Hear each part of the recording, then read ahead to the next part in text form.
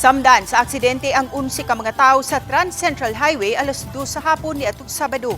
Nitakilid sa dulhugon nga parte sa dalan sa barangay Kansumuroy, Balamban ang sakyanan nga giluwanan sa mga biktima kini sa giingong gikan nagpilgrimage.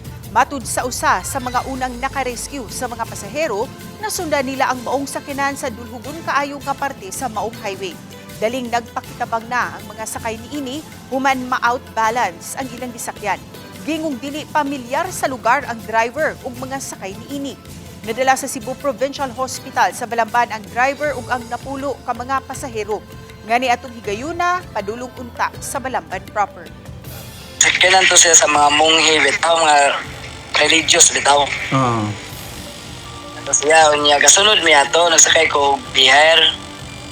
Kanya, ang driver dili niya straight to ang area.